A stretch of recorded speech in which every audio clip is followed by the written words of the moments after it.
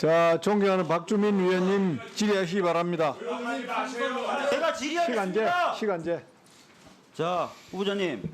예, 체크. 지금 김진태 의원님은 의전원 합격을 좀 더 용이하게 하기 위해서 생년월일을 23년 지난 후에 7개월 늦춘 것 아니냐라고 질문하고 계세요. 그런 의심이신 걸 갖고 계신 것 같습니다. 자, 여기 후보자 따님의 합격 통지서, 의학전문대학원 합격 통지서가 있습니다.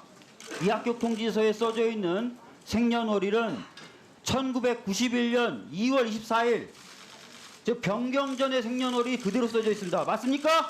맞습니다. 즉 모든 서류, 의전원 입학에 관련된 모든 서류는 변경하기 전에 생년월일로 접수됐고, 심지어 면접이나 이런 것들도 전부 다 제출된 그 서류에 따라서 진행된 거 맞죠? 맞습니다. 따라서 생년월일을 7개월 늦춘 것은 의전원 합격을 용이하게 하기 위해서 한 것이 절대 아닌 것이죠. 전혀 상관이 없습니다. 합격 통지서만 봐도 분명히 알 수 있지 않습니까? 네. 자, 지금 청문회가 진행되고 있는데요. 청문회는 국회 권한이지만 국민분들께 올바른 정보를 전달해서 국민분들이 올바른 판단을 하도록 돕는 역할과 기능을 하게 되어 있습니다. 그런데 그렇지 못한 장면이 계속 연출이 돼서 좀 답답하다는 말씀을 드리고, 특히 청문회를 앞두고 권력기관이 선택적으로 정보를 흘려서 이 청문회의 의미를 자꾸 무색하게 만들려는 시도가 있는 것 같습니다. 사진 한번 띄워주시죠.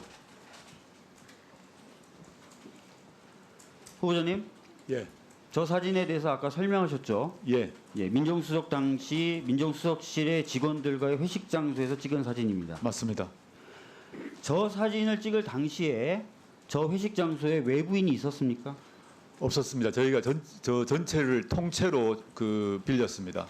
그렇죠. 그러면 저 사진을 갖고 있을 사람은 저 사진을 후보자님과 찍겠다고 했었던 저 윤총경이 갖고 있을 가능성 밖에 없는 거죠?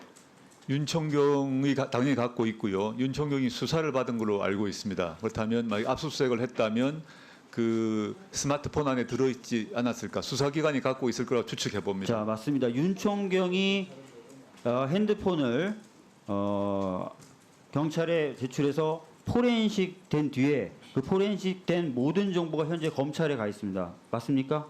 뭐 그럴 것이라고 생각합니다. 그래서 사실 저 사진의 유출 경로도 의심할 수밖에 없다라는 말씀을 좀 드리고요. 다음 사진 좀 띄워주시죠. 저건 이미 제가 페이스북에 남겼는데, 후보자 따님의 생활기록부를 최근에 발부받은 사람이 딱 2명이라는 겁니다. 하나는 따님 본인, 그리고 또 하나는 수사기관이라는 겁니다. 저는 교육부 차관이 확인해줬고 서울시 교육감도 확인을 한 내용입니다. 그런데 제가 생각하기에 상식적으로 후보자 따님이 저거를 유출했을 리가 없잖아요. 전혀 없습니다. 후보자 따님이 저거를 야당 의원에게 줬을 리가 없잖아요. 절대 주지 않았습니다. 그럼 누가 줬다고 생각하십니까? 뭐 저로서는 추측을 할 수는 없을 것 같습니다. 이 자리에서. 자, 다음 보여주시죠. 이거 한번 보시죠. 저희 의원실에 최근에 제보가 들어왔는데요.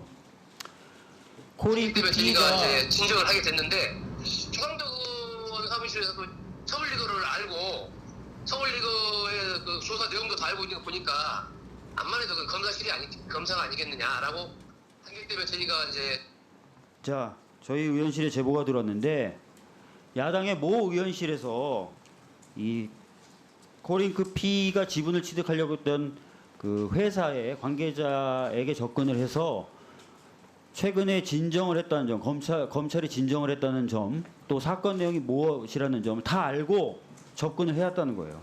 핸드폰 번호도 다 알고 해서 카톡도 보내고 문자도 보내고 이렇게 했다는 겁니다. 저 정보는 또 어떻게 야당의 모 의원실에 흘러 들어갈 수 있었을까요? 저도 의아합니다. 본인도, 저한테 제보한 저 본인도 의아하다는 거예요. 이걸 어떻게 야당 의원실에서 알지? 내가 최근에 진정한 내용을 어떻게 알고 내 전화번호는 어떻게 알았지? 바로 그게 녹취 내용입니다. 방금.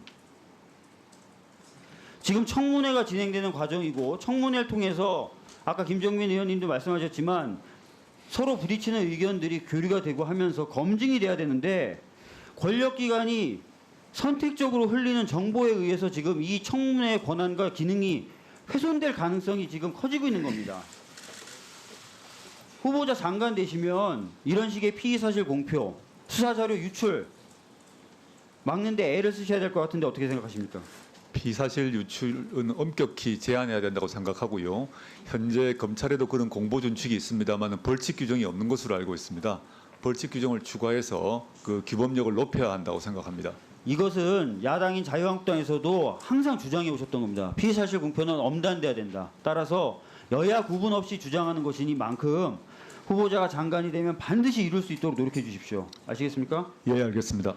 자, 다음 우리 관악회에 대해서 관악회 장학금에 대해서 의문을 제기하신 분이 있어서 잠깐 보여드리도록 하겠습니다. 신청 없이 장학금을 받았다라고 하니까 언론 보도도 저렇게 유령 장학금이냐 이런 식의 얘기가 나왔고 야당 의원님들도 의문 제기합니다. 넘겨주시죠. 그런데 제가 지금 띄워드린 게 뭐냐면 서울대 순우라이프라는 교내 커뮤니티인데 저기 수많은 댓글들이 달리고 있습니다. 무슨 내용이냐? 나도 신청 안 하고 장학금 받았는데 나도 별도 서류 제출 안 하고 장학금 받았는데 갑자기 장학금 받으러 연락 와서 나갔더니 장학금 주대? 이런 얘기가 나오고 있는 겁니다. 다시 말해서 지금 서울대에서 수여하고 있는 장학금 중에 저런 식으로 신청 없이 주는 장학금이 다수 있다라는 걸 알 수 있습니다. 어떻게 생각하십니까? 저도 그렇게 알고 있습니다. 예, 심지어는 관악회가 공식적으로 신청 필요 없다라고 확인까지 해줬습니다. 신청 없이 장학금 받을 수 있는 거고요. 실제로 저런 케이스가 많습니다. 그래서 더 이상 그런 논란 없었으면 좋겠고요. 2학기 연속 지급된 게 특혜냐라고 했는데 공보를 한번 보시죠. 공보를 좀 공창회부를 보면은 2학기 연속 장학금을 받은 사람들도 다수 등장하고 있습니다. 따라서 전혀 독특한 케이스, 특혜라고 보기가 어렵다라는 정도 말씀드리겠습니다. 예, 수고하셨습니다. 다음은 존경하는 최이배 위원님 질의하시기 바랍니다. 예, 바른미래당 최입입니다. 후보자님, 이번에 예. 청문회 과정이 굉장히 시끄러웠습니다. 근데 한국당이 청문회를 보이콧한다고 하자 민주당이 국민청문회를 하겠다고 했었습니다. 그 국민청문회에 대해서 후보자는 어떻게 생각하셨습니까? 저는 그에 대해서 입장을 표명한 바가 없습니다. 국회 청문회가 원칙이라고 생각합니다. 보이콧한다고 하니까라고 제가 말씀드렸어요. 나경원 대표가 하셨습니다. 예. 그리고 민주당에서는 법에서 정한 인사청문회 대신에 이렇게 국민청문회를 추진하겠다고 한 것에 대해서는 어떻게 평가하십니까? 제가 여당의 입장에 대해서 뭐라 평가할 입장은 아니라고 생각이 듭니다. 저는 네. 국회 청문회가 돼야 된다는 입장을 계속 밝혀왔습니다. 아무튼 인사청문회를 무산됐다고 민주당이 지난 2일 날 선언을 했고 후보자 본인이 민주당에 기자간담회를 요청하셨죠. 그래서 맞습니다. 예. 민주당이 국회에서 기자간담회를 열었습니다. 이 기자간담회에 대해서 최장재 명예교수님은 대통령이 법과 제도, 나아가 정당 정치의 규범을 무시하고 뛰어넘은 것은 민주주의 기본 원칙을 넘어서는 권력 남용 내지 초법적 권력 행사이다. 그리고 과연 지금 일어나고 있는 일이 촛불 시위에 의해 권력을 유인받았다고 자임하는 정부가 보여주는 정치적 책임이라고 대통령이 말하고 있는 거냐라고 반문을 했습니다. 이 최장직 교수님의 평가에 대해서는 어떻게 생각하십니까? 저로서는 약간 동의하기 힘듭니다. 국회 청문회는 반드시 돼야 되는데 제가 그 기자간담회 요청한 것은 국회 청문회가 무산됐다는 것이 공식적으로 선언되었습니다. 특히 법정 기한 마지막 날에 선언되어서 저로서는 그 당시 저는 어쩔 수 없이 자구 행위로 잘한 일은 요청한 아니지만 것입니다. 국회가 지금까지 청문회 기한을 넘긴 사례는 많이 있었습니다. 그런데 저는 후보자와 민주당이 국민이 준 국회의 권한을 포기한 채 기자간담회를 연 것은 스스로 의회 민주주의를 훼손한 것이다라는 평가를 합니다.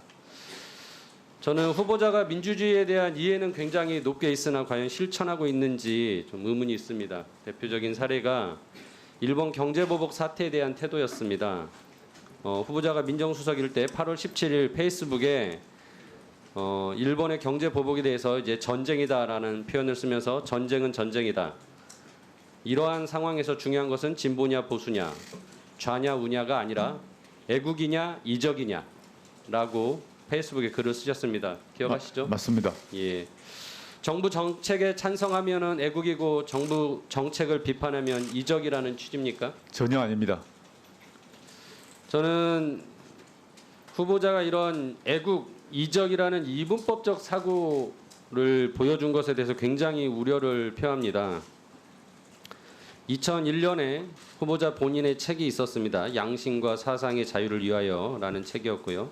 그 책에 이런 대목이 있다고 언론에 나왔습니다.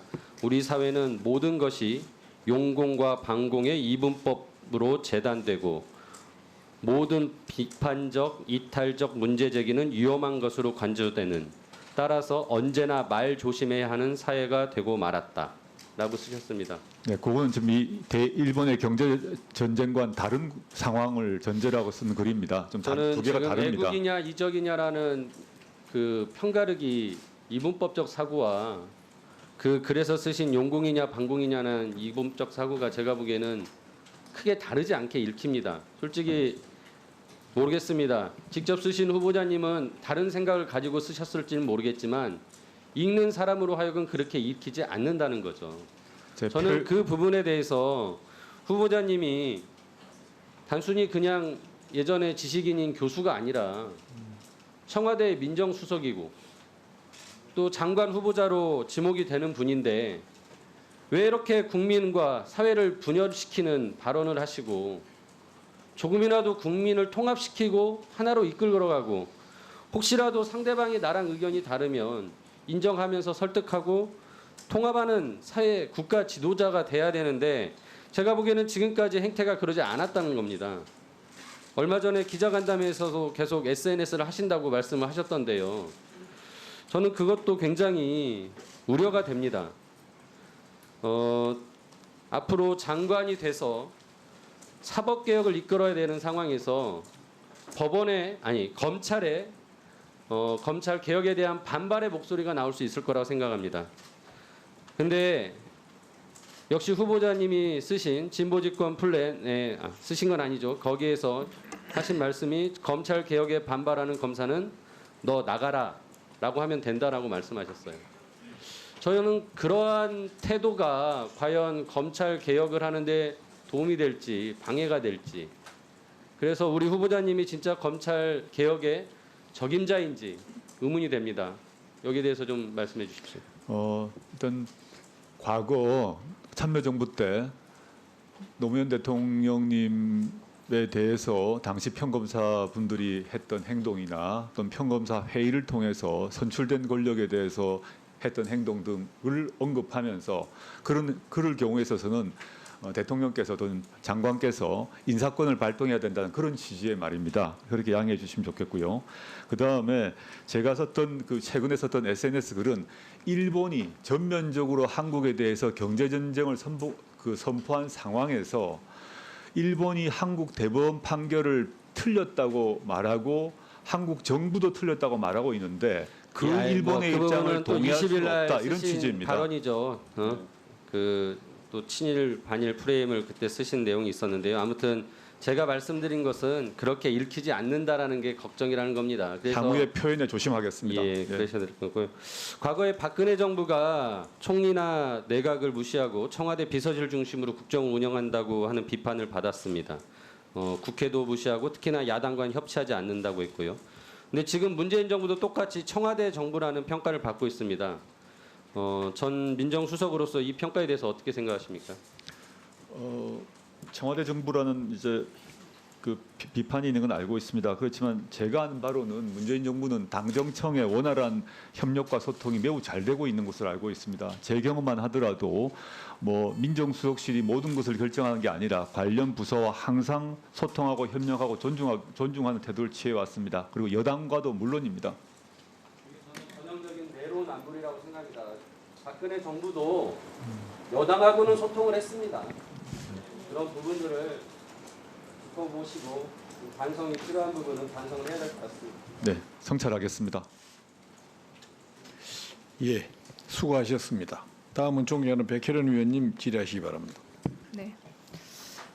먼저 그 주광덕 의원님께서 제기하신 후보자의 딸 그 서울법대 인턴 거짓이라는 부분에 대해서 다시 좀 제가 한번 짚어보면요. 지금 그 조선일보 기사 좀 띄워주세요. 기사 좀 띄워주세요. 9월 3일자에 네이버의 메인 기사로 떴던 기사입니다. 조국 딸을 논문 1 저자로 만들어준 교수의 아들, 고3 때 조국의 서울대 법대 인권법센터에서 인턴. 확인된 사실이겠죠. 그런데 지금 주광덕 의원님께서는 서울대 법대 인권센터에서 받은 자료에 의하면 고등학생은 단 한 명도 인턴으로 근무하지 않았다고 했습니다. 그래서 저는 그 자료가 거짓이라는 것은 아닙니다. 그러나 서울대 법대 인권법센터에 그 자료에는 허점이 있다는 것이죠. 그래서 아까도 제가 다시 한번 말씀드렸지만 왜 그런 결과가 나왔을까? 원래 그 인턴십 모집 공고상에는 그 지원 자격이 법대 재학생과 로스쿨 입학 예정자, 대학원생밖에 되지 않기 때문에 시스템적으로는 고등학생이 인턴을 하더라도 그것에 입력되지 않았을 수 있다는 겁니다.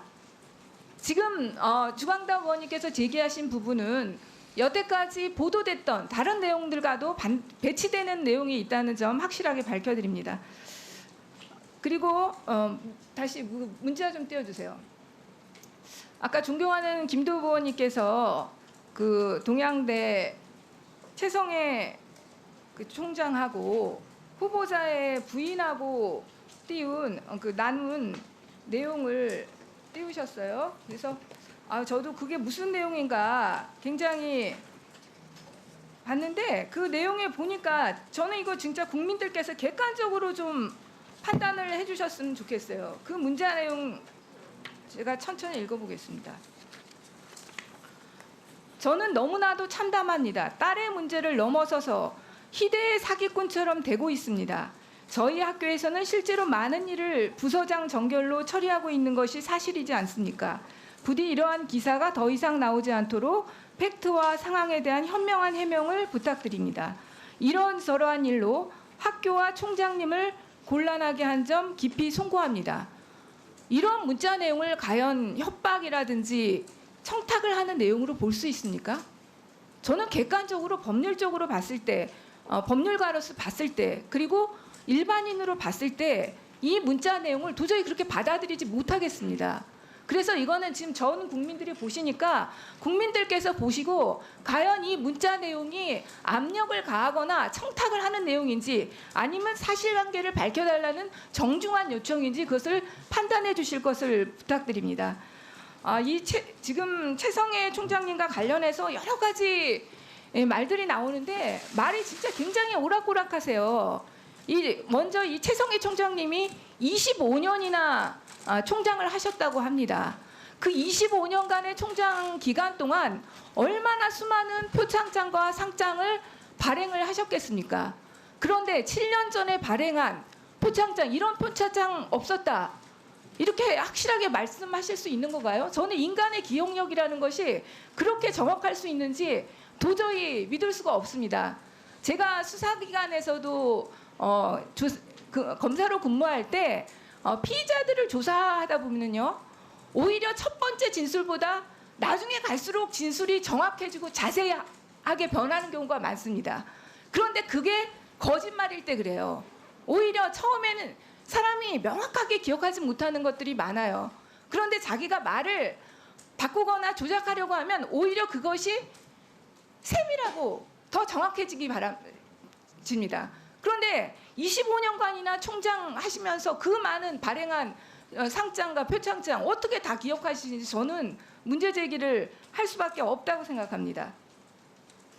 그리고 지금 방금 또 뉴스 속보로 떴어요. 아까 또 이 최성해 총장님께서 처음에는 한 번 통화하셨다 그랬다가 또 일부 언론에는 2번 또 통화했다 이런 것이 보도가 됐는데 방금 또 그 모 매체 속보로 뜨기를 단 한 번만 통화했다 이렇게 발언을 하셨어요.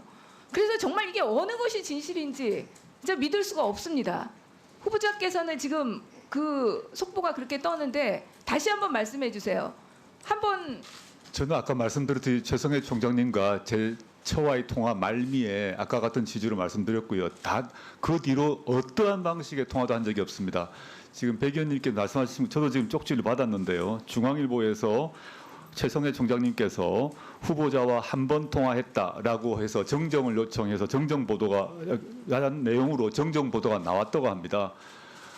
이거는 저는 최 총장님이 거짓말한다고 생각하지 않습니다. 뭔가 지금 각각이 엇갈린 그 당시 상황에 대한 혼동된 기억이 지금 계속 부딪혀서 문제가 있습니다. 그리고 당장 이 며칠 전의 얘기도 약간의 혼동이 있으신 것 같은데 저는 전혀 통화한 적이 없고 지금 다행히도 최 총장님께서 정정해 주셔서 매우 감사드립니다. 네. 후보자가 왜 법무부 장관이 되어야 되느냐?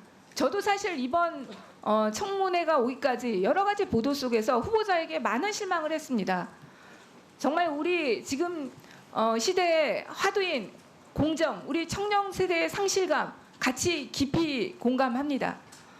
그럼에도 불구하고 후보자가 검찰 개혁의 적임자라는 생각은 바꿀 수가 없을 것 같습니다.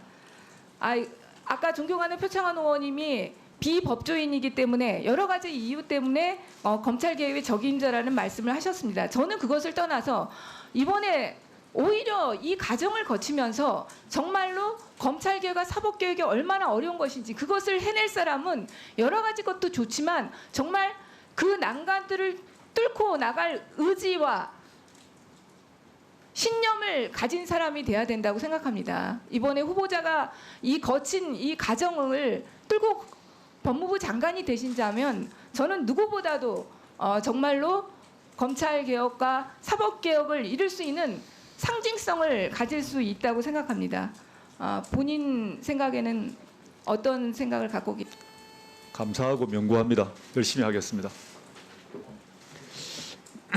예, 수고하셨습니다. 다음은 존경하는 정점식 위원님 질의하시기 바랍니다. 자, 후보자님, 그 따님이 부산대 의학전문대학원 가면서 자기소개서에 9개의 경력을 이렇게 기재를 했죠. 네네. 그 중에 하나가 이제 코이카 대표로서 몽골에가 다녀왔다는 겁니다. 네. 그런 사실이 있습니까? 네, 몽골 정말 다녀왔습니다. 예, 저 코이카 공문 볼까요? 자, 이게 이제 고파스라는데 후보자의 부인이 후보자의 딸이 올려놓은 글이고요. 거기에 400 내지 500시간 정도 코이카 몽골 봉사 대표로 간 거 이런 거를 이제 자기 소개서에 썼다고 자랑을 했죠. 자, 다음 이게 이제 자기 소개서입니다. 다음 페이지. 자, 이게 이제 저희들이 코이카 쪽에다 확인한 공문입니다. 요청하신 명단은 없다. 우리 후보자님 따님 이름을 넣어가지고 97년부터 2015년까지 조모라는 학생이 코이카 봉사단의 인원으로 몽골에 다녀왔냐 하니까 그런 기록이 전혀 없다라고 얘기해요. 또 다음 것. 한용해고 전체에서 잠깐만 갔다 오고 계십시오. 증명서가 있습니다, 의원님. 다음 계십시오. 자, 이게 이제 소위 코이카에서 발행하는 경력 증명서입니다. 다음 번 보시죠. 자, 이제 이상하게 후보자님 같은 경우에는 서울대 그 인권센터도 마찬가지고 여기도 마찬가지고 키스터도 마찬가지입니다. 공식 기록은 없는데 분명히 경력은 증명서는 존재한다. 이게 이상한 거죠. 자, 우리 지난 그 서울대학교 촛불 집회에서 우리 서울대학교 학생 그러니까 후보자님의 후배이자 제자인 학생이 한 말을 한번 들어보겠습니다. 자, 자녀에게 주어진 수많은 기회가 평등한 기회였습니까? 한 학기 3학점 수업만 들어도 낙제를 받아도 장학금에 모두 타가는 것이 공정한 나라입니까? 끝으로 묻겠습니다. 조국 교수가 법무부 장관을 하는 하는 것이 진정 정의로운 일입니까? 자, 그만한 중단하시죠. 예, 가슴 자. 아픕니다. 느낌이 어떻습니까? 가슴 아픕니다. 예. 정말 가슴 아픕니다. 저 학생이 저렇게 붕괴하는 것은 무엇 때문이겠습니까? 우선 당국대 논문 그 부인을 하고 당국대 교수님의 부인하고 아신다는 거 아닙니까? 학부모회에서 꼭 잠깐만요. 만났을 예, 뿐입니다. 그러니까 아시는 분이지 않습니까? 학부모에서 그리고 만난 사이일 예, 뿐입니다. 맞습니다. 그리고 공주대 논문의 담당 교수님 부인하고 대학 같은 학번이라는 거 아닙니까? 그리고 서울대 인권센터의 소위 인턴 이 후보자께서 서울대학교 교수시지 않습니까? 이런 부분들이 과연 그러면 이런 경력들이 이런 경력 증명서들이 조국 교수의 딸이 아니었으면 정모 교수의 딸이 아니었으면 이런 경력들 이런 논문들의 저자로 이름이 올라갈 수 있느냐라는 부분에 저 학생들이 저렇게 분노를 하는 것이죠. 자, 서울대 환경대학원 장학금 한번 보겠습니다. 후보자 서울대 장학금은 후보자님도 잘 아시는 것처럼 성적과 그리고 소위 경제적으로 어려운 학생들한테 주는 거죠. 환경대학원 장학금이 후보자 따님은 800만 원을 받으면서 성적으로 받았습니까? 입학이 되기 전에 장학회 서울대 동창회에서 선정되었다고 통지되었기 때문에 예. 성적이 나오기 전으로 알고 있습니다. 자, 부산대 장학금 1,200만 원. 그 교수님 그 장학금을 지급받기 전에 부산대 의대에서 주최하는 행사에서 그 교수님을 만난 적이 있다고 말씀을 하셨죠. 그 이후에 공개 행사에서 그렇습니다. 만났을 뿐입니다. 예, 그렇습니다. 공개된 행사에서 만났는데 뭐 식사를 하면서 무슨 말씀이 오갔는지는 모르겠지만 모든 참석자가 모인 행사였고 밥자리였습니다. 어떠한 김일성 대화가 불가능한 공개 대화입니다. 예, 그 계속 주장하신 거고요. 그러면 이 소위 서울대 환경대학원 장학금은 성적도 아니고 경제적인 어려움도 아니었습니다. 그럼에도 불구하고 신청하지도 않았는데 학교에서 줍니다. 부산대는 6을 받고 나서 장학금을 주게 되죠. 1,200만 원이나. 이게 조국 교수의 딸, 민정수석 조국의 딸이 아니었으면 받을 수 있었던 2천만 원입니까? 제가 민정수석 되기 전에 아니, 그러니까 되고 나서도 선정된 받으셨잖아요. 사안입니다. 되고 나서도 받으셨잖아요. 그 부산대 장학금 같은 경우에는 다른 학생들한테 한 학기 한 번밖에 안 줬습니다. 그런데 우리 후보자의 딸한테는 어떻게 했습니까? 6번을 줬어요. 연속으로 유급을 받은 학생한테 어느 조건에도 안 맞죠. 성적 아니죠. 경제적 어려움 아니죠. 그렇지 않습니까? 기회를 주시면 설명드리겠습니다. 그건 조금 이따 오히려 한 가지만 더 성적이 나빴기 때문에 주는 면학 장학금으로라고 그 장학회 참에서 밝힌 바 있습니다. 그러면 이렇게 물어볼까요? 부산대 역사상 성적이 나빴기 때문에 유급을 받았기 때문에 장학금을 지급한 사례는 있었습니까? 저는 그건 모릅니다만은 예. 그 모든 걸 떠나서 저로서는 혜택 받은 입장에서 저걸 받은 것은 잘못했다고 생각합니다. 예, 그렇습니다. 잘못했다고 후보자님도 생각합니다. 모르고 학생도 모르고 그런데 과연 이 2천만 원이라는 장학금이 따님이 조국 교수의 딸, 민정수석 조국의 딸이 아니었으면 받을 수 있었던 장학금이냐라는 것이죠. 가난한 학생들에게 아르바이트를 하지 않으면 학업을 계속할 수 없고 대출을 받지 않으면 학업을 계속 학자금 대출을 받지 않으면 학업을 계속할 수 없는 학생들의 기회를 빼앗은 거 아닙니까? 그런 것 때문에 서울대 학생들이 흥분하는 거죠. 저는 이거를 그러니까 말씀대로 이걸 수령하는 자체에서 저희가 신청을 하거나 청탁을 하거나 절차가 없었습니다. 그렇지만 이걸 받게 됐다는 그 자체만으로 제가 불찰이 크다고 생각하고 있습니다. 네. 예, 수고하셨습니다. 다음은 존경하는 이철희 제가 위원님 그 질의하십니다. 코이카에 대해서 질문하셨기에 답변할 기회를 좀 주실 수 없으신지요, 위원장님? 예, 뭐 어느 위원님이든 정점식 의원님께서 코이카에 대해서 얘기를 하셔서 저로서는 예, 또 어느 위원님이든 물으면 되니까요. 예.